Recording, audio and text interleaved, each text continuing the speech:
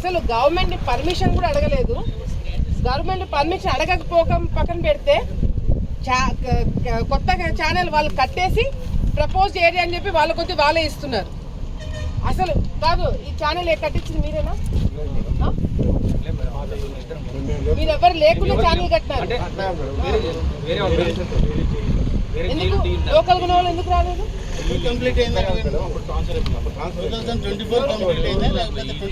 ఇది కట్టేటప్పుడు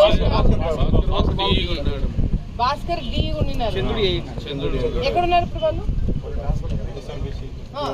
ఇక్కడ అంతా గబ్బు లేపి ట్రాన్స్ఫర్ లో పెట్టుకొని పక్క ఊర్లోకి పోండి.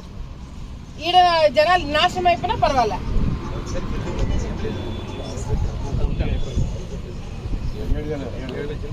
7,000 ఎకరాలకి ఆయకట్టు నీళ్లు ఎంత ఇర్రెస్పాన్సిబుల్ గా మీరు చేసినారు డిపార్ట్మెంట్ వాళ్ళు.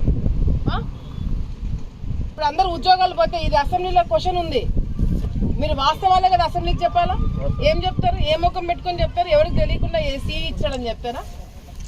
యూ థింక్ మినిస్టర్ గారు కానీ సీఎం కానీ యాక్షన్ తీసుకోరంటున్నారా? సీఎం ముందరే జరుగుతుంది ఇదంతా. ఎంత పెద్ద క్రైమ్ ఇది. అసలు ఎంత 3 మీటర్లు ఉండే